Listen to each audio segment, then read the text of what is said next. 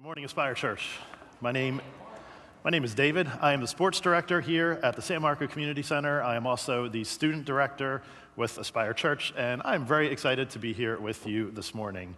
And before we get started, I just want to reiterate Happy Mother's Day to all of the wonderful and beautiful mothers we have with us today.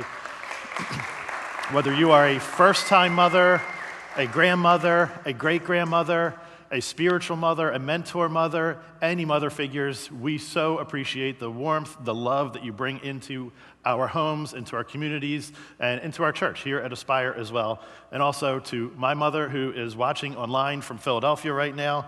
She is very much hoping I don't say anything overly silly this morning. So happy Mother's Day, Mom. We are in our homework series. This is week 5 of the series. And speaking of not saying anything silly, I really appreciate the flow of this series because if you recall last week, Pastor Gary was talking about sex, and this week we are talking about families. And I think, you know, a family is a natural occurrence from the sex often. So I think things are flowing very beautifully for us here today. But as we're talking about our families, we're really getting into family rhythms. And what does it look like to create rhythms that are pointing our children, our grandchildren, changing their hearts to become disciples of Jesus so that they are then making disciples and that they are making disciples and so on and so on. But I really just want to get us set into what we mean when we're talking about rhythms. Rhythms are really just consistent patterns in our lives or habits, and rhythms are in all different areas of our lives. Sometimes you might think you don't have any rhythms in your life. Well, sadly, that just means you have a rhythm of chaos probably in your life. But I think we bring rhythms to everything, whether it's our exercise routine or not exercising, whether it's our Bible reading, our rhythms in the morning, in the evening.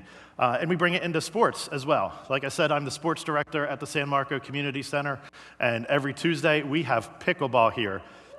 And it is, all right, and it is fascinating to watch the different rhythms of people preparing to play pickleball. You see some people, they get in, they say hi, and then they go up to the second floor where we have a track that goes around the gym, and they start running some laps. Some do it slowly, some are just running hard, some in the middle. I don't do any of that. That's just too much extra work. That is not part of my rhythm. But some get their paddle and they'll get behind the serving line and they'll practice their serves, hitting the ball as hard as they can, trying to get it into the right spot on the opposite side of the court. And then there's a lot of people, the majority, warm up by dinking. That was D-I-N-K-I-N-G. Dinking is a very common thing in pickleball, and it's simply when you get close to the net, but not too close, and you hit the ball very softly to the other side of the net. And then there's someone over there, and they hit it back to you, and back and forth. I don't see it as the most, it's part of the game, it's part of playing pickleball, but it doesn't really warm me up for anything, and yet a lot of people do it. But like I said, people are warming up in all different ways, and at the end of the day, they are playing because they want to have fun, but they also want to win their pickleball match. And when we're thinking about family rhythms here today and talking through that, at the end of the day, our goal is we are making disciples of our children and of the next generation, and that they're making disciples of their children, and so on. But those rhythms might look a little bit different from one house to the next. I'll at times be sharing some of the rhythms that I've created as I've worked on this message for you today. But these rhythms can vary from household to household, and that is beautiful, and that is awesome. So we're going to take a look at Deuteronomy chapter 6 today. We're going to be reading verses 1 through 9. We're going to start with verses 1 through 3. If you do not have a Bible, you're welcome to grab that Bible that is in front of you. And if you don't even own a Bible whatsoever, please take that Bible home with you today. That is our gift to you. You don't have to sign anything saying you took it. You don't even have to tell anybody. You can just walk out with that Bible, and that is now yours. We would love for you to have that if you don't have a Bible already in your possession. The words will also be up here on the screen for us as well. Deuteronomy 6, verses 1 through 3. This is the command, the statutes and ordinances the Lord your God has commanded me to teach you, so that you may fear the Lord your God all the days of your life by keeping all his statutes and commands I am giving you, your son and your grandson, and so that you may have a long life. Listen, Israel, and be careful to follow them, so that you may prosper and multiply greatly. because the Lord, the God of your ancestors, has promised you a land flowing with milk and honey. Just a little bit of context for us here. This passage is coming to us. This is being told to the Israelites approximately 40 years after they were rescued out of Egypt. So the 10 plagues, crossing the Red Sea, all that was almost 40 years ago. And now they are at a point where they're getting ready to move into the promised land, this land flowing with milk and honey. And I love how in verse 3 there, he mentions the God of your ancestors, and that's automatically triggering a looking back, remembering how God rescued our ancestors. Because these individuals that he's speaking to today, they are the children and the grandchildren of those who were rescued from Egypt. This isn't the people that were themselves rescued. This is the children and grandchildren. And God is reminding them that I am the God, I am your rescuer. But in the same passage, he's also pointing them towards where they are moving. We are moving towards this promised land, this land flowing with milk and honey. But he's also speaking to them where they are currently. And what he's doing is reminding them that they need to hold fast to this. They need to hold to his word, to his commands. And what I want us to do today is think through, let's us look past, see what God has done. God has rescued. His blood on the cross has rescued us. If we have accepted his grace, his love, that blood has redeemed us. We are rescued just like Israel was rescued. Now, for today's purpose, what we're looking at is making disciples, and we're looking specifically at our children or our grandchildren and their children, and what does it look like for them to be continuing making disciples? That's our journey. That's where we're going today. And where are we right now? Well, that's kind of where I started as I was preparing this sermon. Was I needed to think where I am right now. And I'll be honest, Pastor Gary told me, I think 2 months ago, I've had 2 months to prepare this, but Pastor Gary told me 2 months ago that I would be speaking today. And one of my first thoughts was, I have 2 months to figure out how to be as perfect of a parent as I possibly can be, because I really don't have it down right now. And what's wild was probably that day or the next day, I woke up in the morning. Actually, I didn't wake up. I kept hitting snooze. It was probably because I was staying up late watching some sports or something, but I kept hitting snooze over and over. And then when I finally got up, that morning was just pure rushing. I had to rush to the kitchen. I'm making eggs, I'm making lunches, I'm trying to get other people dressed, trying to get myself dressed, rushing all over. Meantime, my little Amelia, she's 3 years old, she's following me. She's following behind me with her arms stretched up like this, saying, "Daddy, hug me. Daddy, hug me. Daddy, hug me." And See, I practiced this and I didn't get teary, but this happened in the first service too. I told her we don't have time to do that morning. Now you're wondering, why am I up here trying to talk about family rhythms? But I literally told her we don't have time to do that this morning. So I'm saying that I want to disciple my child, and what is a relationship with Jesus, and yet at the same time, I'm not even showing her a loving relationship in that moment. And that was kind of where I had to start as I was preparing the sermon. And I want you guys to sort of walk with me. Part of this is going to be my own journey as I've been working through this text, but I want you guys to evaluate, where are you right now? If you're trying to make disciples of your children, of your grandchildren, and so forth, where are you right now? How are you doing right now? Where do you need to decrease the gap between what we should be doing? And we're going to look at some very practical things that we can apply into our lives. So we're going to continue reading in Deuteronomy. We're going to read verses 4 through 6. Listen, Israel, the Lord our God, the Lord is one. Love the Lord your God with all your heart, with all your soul, and with all your strength. These words that I am giving you today are to be in your heart. Now, I loved to be outside. I loved to play, especially baseball. And at times, if I was in the middle of playing or doing something active, my mom might come out and start giving me some instructions or telling me something I needed to be aware of. But if I was in the middle of playing something, I wasn't really hearing what she was saying. I would do obligatory nods and smiles, but I wasn't really hearing it when I was a little kid. But what would happen is when she really got to that point that I needed to hear, she would get down a little low and said, "David Milton Cook, you listen." And that's exactly what is happening right here. He says, "Listen, Israel." He's talking to them, saying this is utmost importance. It's the same kind of thing as when our mothers are really trying to get our attention. You guys all know my middle name now. That's great. And he starts, listen, the Lord our God, the Lord is one. Now for Israel in this day and age, as they're about to take this promised land, they're moving towards a very polytheistic culture, meaning there are many, many gods that are worshiped in the cities that the Israelites are moving to, in the homes that they're going to be moving into, and in the land that they're moving into. There are so many different gods, it's different cultures, different practices. Everything is happening like that. And for us, we might not live where there's all these different gods, but we sure do live in a world where we are full of distractions everywhere we go, in our homes, out of our homes, absolutely everywhere. It can be our Hulu, our Netflix, our things on TV. It can be distracted by overachieving at work. Or distractions literally can be anything and everything. For me, very recently, my wife called me out on one of my distractions. You see I love Philadelphia sports. I'll probably say that a lot. But my hockey team and my basketball team recently both made the playoffs for the first time at the same time in a really long time. I was excited. That meant I was watching lots of hockey, lots of basketball.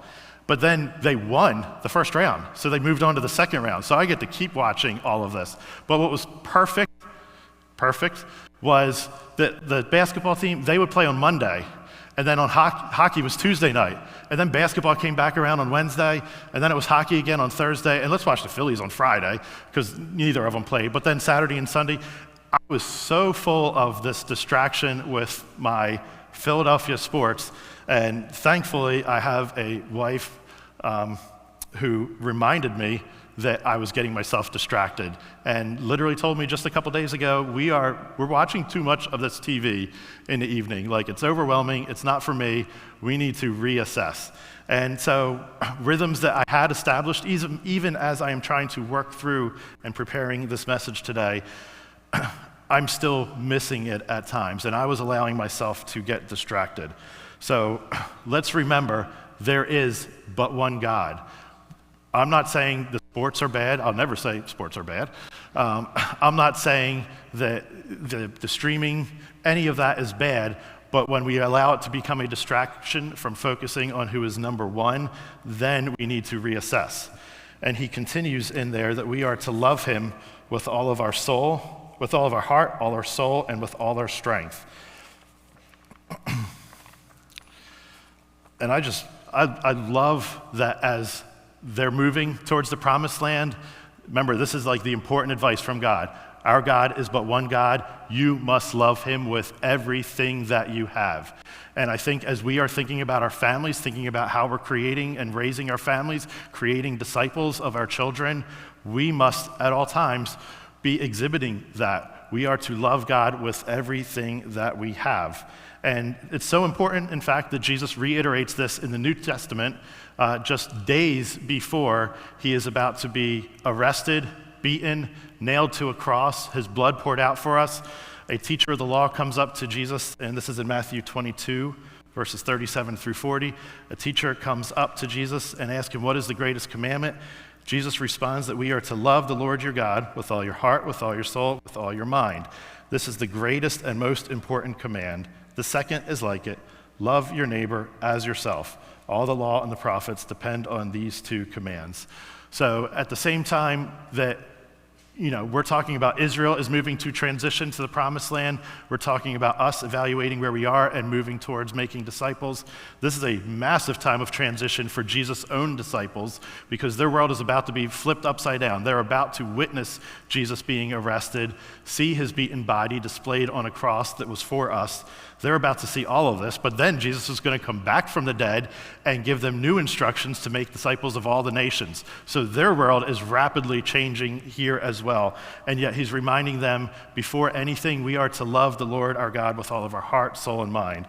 And sometimes I think for me, I almost flip it where I try to love my family more than I'm loving God, and it's good to love your family. Again, not saying that that is bad, but I am doing my family a disservice if I am elevating them above God. I know that almost sounds contradictory, but We need to be loving God, in love with God, first and foremost, above all things in our life. Because the next part of this passage is really getting into practical things, and yet he's establishing that before we get into that, what is most important is that we are in love with God, loving him with everything that we have, every ounce of our being. And then we're supposed to put these words into our hearts. And I just love that, because what is in our hearts, it's going to burst out of us. What are we putting into our hearts? For me, during this season of Philadelphia sports being in the playoffs, it's been a lot of Philly sports pride. And that is bursting out of my heart, even to the point where my little girls are singing "Let's Go Flyers" and "Let's Go Sixers" and all the things. And again, not bad, but is God, loving God first and foremost in my life, is that what is bursting out of my heart? Because that is the first step. Before we get into this practical part of this passage, that is where we need to be. So evaluate your hearts today. Lacking God in your heart is going to make these practical steps that we're about to look at a lot more difficult, almost impossible. So let's continue in Deuteronomy 6. We're going to read verses 7 through 9. Says, repeat them to your children.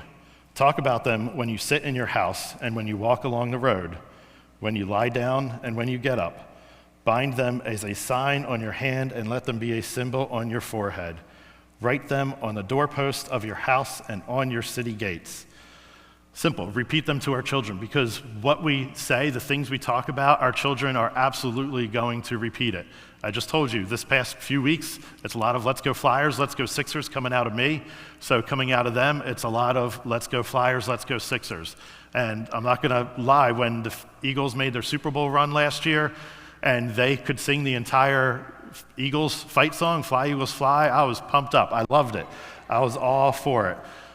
But at the same time, am I getting pumped up the same way for them to repeat the verses that we're learning, the verses that they're learning with our preschool, with our children, or in students? Am I getting as excited that they're learning verses here and getting as pumped up as I am when they can simply say 3 words, "Let's go Sixers"?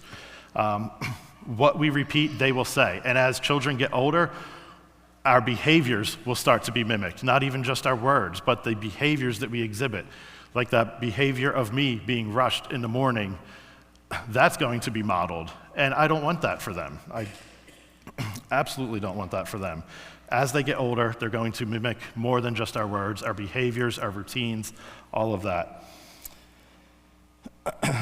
Next, we're told to talk about them when we sit in our house and when you walk along the road. And I just love this all-encompassing nature of this. Like, it could just say, talk about this all the time. You're either at home or you're not at home. And that's what is happening here. And as I was reading into this, I started thinking, you know what? I think at home, for the most part, we do talk about this. I think we have some pretty good rhythms. We do in the evening, we read our Bible, we do our prayer, and I'm generally very loving, example on that morning aside. I feel like I have a lot of good that I bring into the home, and I was nervous that who am I when I'm out on the road, for example, because when I'm out on the road, I can change if someone were to cut me off. My behavior, my words, all of those things are suddenly very different. And, talking about repeating things, a few months ago, I was on 95, and some guy cut in front of me, and I simply told him, learn how to drive. I don't know why I said that. He can't hear me, and he's not going to say, "Oh, thanks, that's great advice." I have no idea. It's just that frustration in me is just I have to say something, so I tell him to learn how to drive. But next thing I know, Noelle, my 5-year-old, is telling that learn how to drive. But not just that car. The next car goes by, learn how to drive. The next car, learn how to drive. She's telling all the cars. And we're not on a short trip, we're on 95 for a little mile, and every car, learn how to drive. And I'm like, that's right, baby, you gotta get these people to learn how to drive. They will repeat, and if I'm practicing or preaching grace and love and mercy in the house, but I'm not exhibiting that when I'm out on the road or out of the house, then I'm missing the point there, I'm missing the mark. But then flip that around. Sometimes we can act very differently when we're out of the house than when we are in the house. For example, here today at church, looking around at the room, yeah, you guys actually look really, really good. Most of you are a little more dressed up than usual. That's got to be because of Mother's Day. You guys look fantastic. But I don't see anyone in pajamas. I don't think I see anyone in slippers. You all have even nice shoes on. So that's good. But the way that you dressed up coming into church, I feel like we modify that to our behaviors sometimes when we come to church as opposed to when we're at home. For example, I can sometimes do a really good church smile, and it's very warm, it can be very engaging, and I just call it church smile. And you think everything is great, everything is going well. And I can say the church things. I can answer the right way in small groups when we're going through our discussion guide.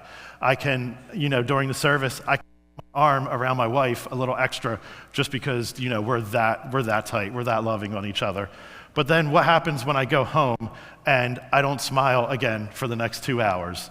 Or I get home and I don't put my arm around my wife for the next 10 hours. Who I was out of the house became very different than who I was in the house.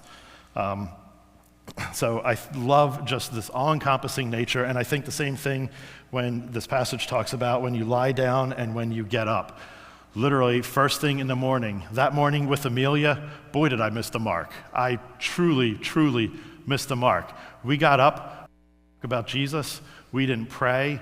We didn't anything. We just rushed through our morning so that I could come to church and, prepare a sermon talking about family rhythms.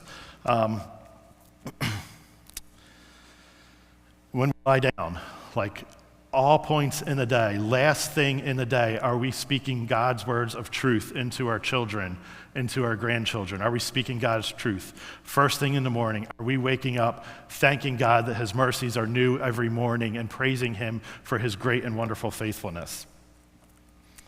As we go through the passage here, it then says to bind them as a sign on your hand and let them be a symbol on your forehead. Now, this has been taken literally before, and I'm not suggesting that we, do Mother's Day lunch and then all go to the tattoo shops and get tattoos on our hands and our foreheads. But I love the imagery of that there as someone who wears a watch all of the time and a hat most of the time. You see, this watch tells me everything. It tells me it's 11:50 right now. It tells me my heart rate is 92. I don't know if that's good or bad. It tells me how many steps that I've done today, and it tells me about my body battery, where my body battery is. I didn't even know I had a battery in there, but it's telling me that I'm at 55% right now. So I probably, if it's like my phone, it means I got to charge it soon. So this watch it's giving me, it's informing me, it's giving me indicators of what I need to do. Something on your head, that's not for you, that's showing it to other people. Like I said, I wear a hat pretty much all the time.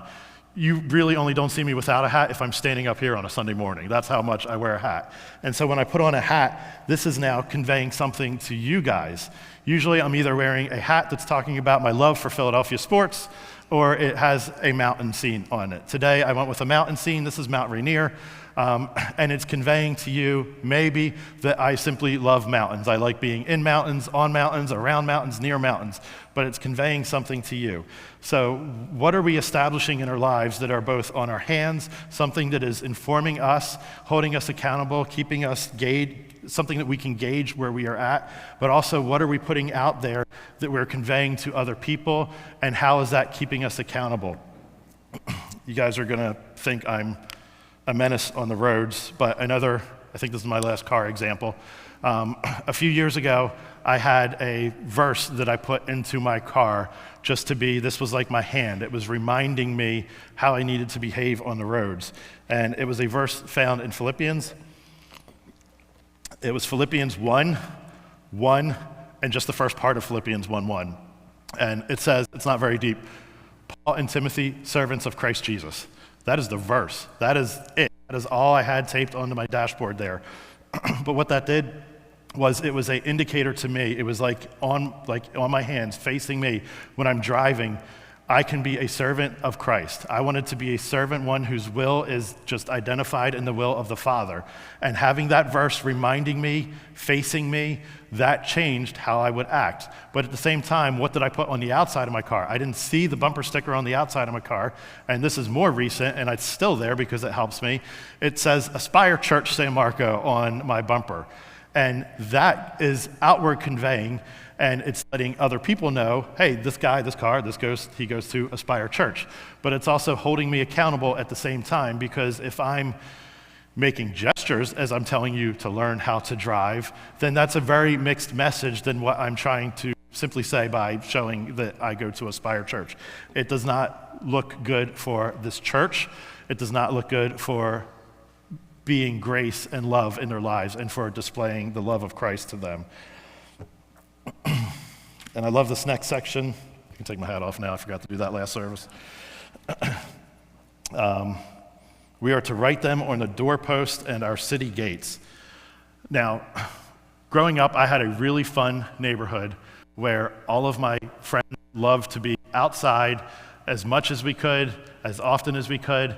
We just loved to be outside. We played all of the things. So it was great. But on rainy days, we went into somebody's house, and we typically would play video games or just eat all day, do different things. And we would take turns going to different people's houses. Certain people's houses were known for being the one with the best gaming system. This is a long time ago, so it's nothing like today's gaming systems. But someone had the best video games. Someone had, they were the best food at that house. You could always eat whatever. The parents didn't care. But what was cool in my house was the cussing that would happen at the other houses, the crude talk that would happen at the other houses. It didn't happen in my home. And it's not because my father was standing there at the door saying, you better not cuss in here, you better not cuss in here, to each kid as they walked in. It was just the environment, the culture in the home. It was nothing he said, nothing he did, but it was just like this understanding that this home was different. Now, it was beautiful because next to the door, there was this plaque that had a verse from Joshua 24:15. You must choose this day whom you will serve. As for me and my house, we will serve the Lord. That's what the plaque said. And even that, it's not like my friends ever asked me, what does that mean? But for me, it was a symbol that my house was different, and that was lived out differently by the rhythms that were continuous in my home.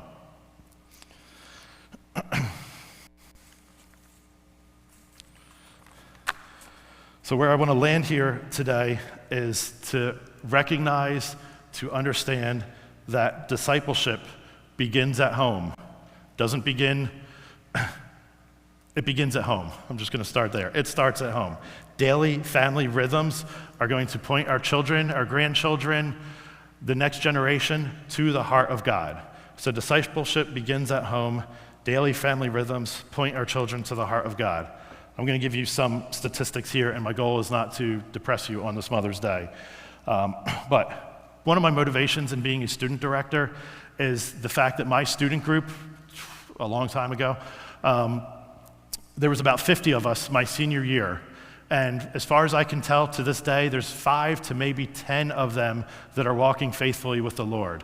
And that's a scary percentage. My heart hurts for the people that were my friends that I was doing life with in high school that now just do not walk this way whatsoever. It breaks my heart. And I bring that in my role as a student director. I don't want to see those same types of numbers.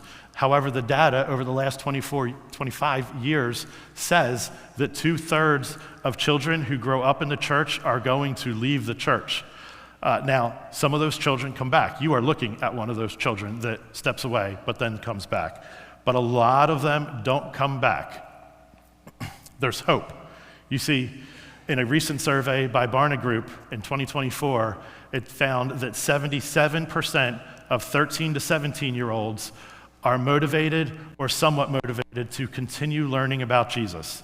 So that age group, right before the age group where 2/3 of the people are leaving, in that age group right before that, they're motivated or somewhat motivated. And the motivated was in the 50s. The somewhat motivated was like in the 20s. But altogether, motivated or somewhat motivated, 77% to continue learning about Jesus. So there is this tension that is happening in there, and I love that tension, but it starts at home. You see, there's 52 weeks in a year. Say we have student group on Sunday morning, all 52 of those weeks. Say we'd have Wednesday night group, all 52 of those weeks. Quick math, that is 104 times, roughly 104 hours that I, as the student director, would have with your students. Yes, we do other things throughout the year, but that is our main events that are consistent throughout the year. That is 104 hours, and that takes a whole year, and that's if your student comes every single week. That is a long weekend for us as parents, or a family vacation. It's less than a family vacation with our grandkids or with our extended family. So when we say discipleship begins at home, it's not because I don't want to, and I'm not saying these stats because I want to convince you guys I don't need to work here. I love my job, and I want to continue doing what I'm doing. But it truly matters what is happening in the homes. Creating these disciples, that is going to happen with the rhythms that you are doing at home. In your worship guide today, maybe I didn't bring mine up. Here it is. There was a couple of inserts. One of them was a sheet of paper that looked like this. On one side, this should be familiar, it's the Digital Collective. We handed this out a few months ago, maybe. And this was created by the Next Gen team, myself, Kate Cauble, and Emma Anderson, as just a way of trying to safely practice digital habits in our home. Please take a look at this, but that is not really what I'm trying to draw your attention to right now. I'm trying to draw our attention to these family rhythms right here, because our practice for today is to complete the family rhythms worksheet that you see right here. Now, this is very simple, very basic. This was also created by the Next Gen team, by Kate, Emma, myself, and it's simply offering ideas, ways that we can apply and practice family rhythms in our home. And it's also going to enable us to evaluate what we are doing right now.